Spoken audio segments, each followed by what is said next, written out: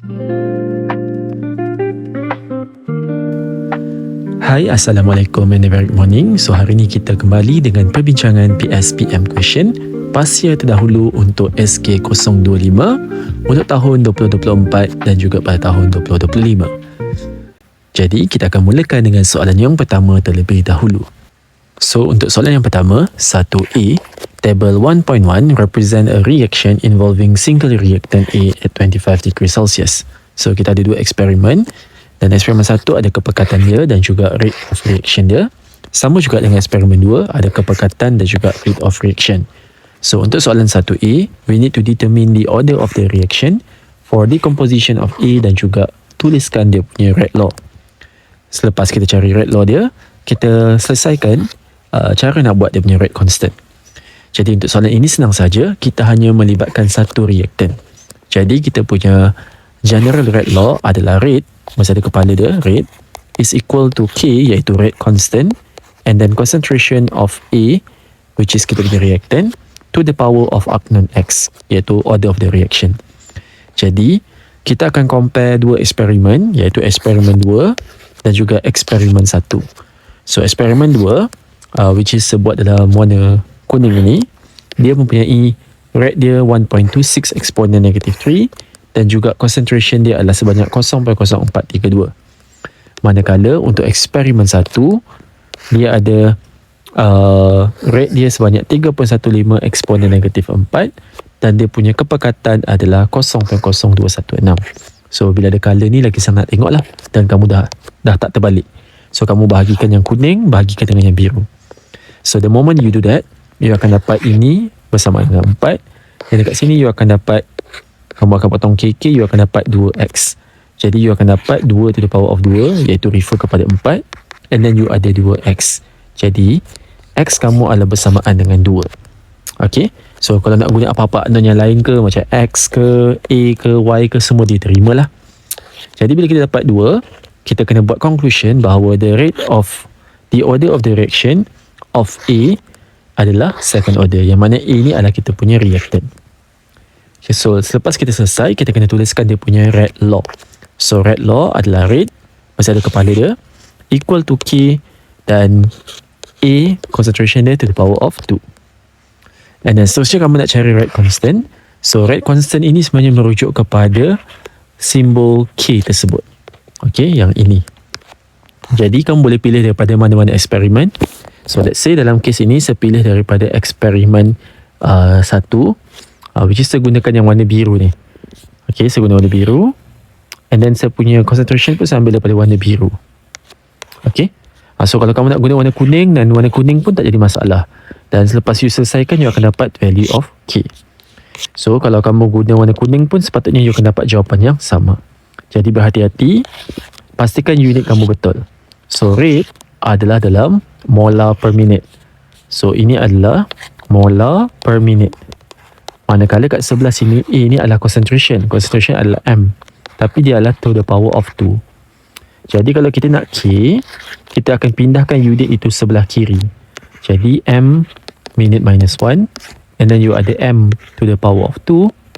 Jadi bila you potong kat sini, you akan dapat M to the power of 1 lah. Jadi bila you letak bawa ke atas, you akan dapat M minus 1 min minus 1. Itu adalah unit dia. So pastikan unit kamu adalah betul. Jadi nak dapat 5 markah ini, pemarkahan dia senang saja. Kalau kamu dapat tunjukkan jalan kerja yang betul, you akan dapat 1 markah. And then you dapat buat conclusion bahawa the order of the reaction A adalah second order, 1 markah. You dapat tulis rate law dengan lengkap, 1 markah. You tunjukkan dia punya jalan kerja daripada mana-mana eksperimen, 1 markah.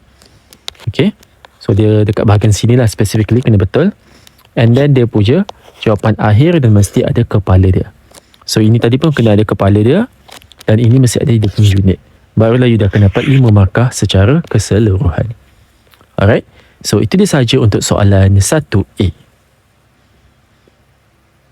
Seterusnya untuk soalan 1B, table 1.2 shows the enthalpy, activation energy dan juga condition for the following reaction.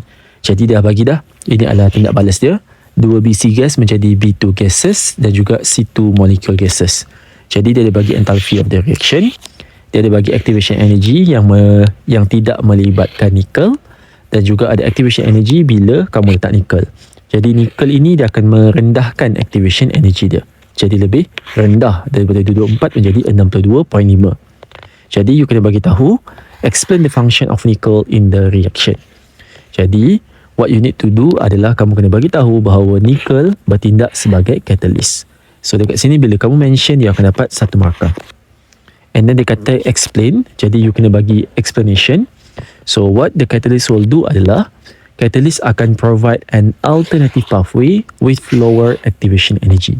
So ayat ini kena lengkap secara keseluruhan. Alternative pathway with lower activation energy. Kalau kamu tulis catalyst ataupun nickel lowers activation energy, dia adalah salah.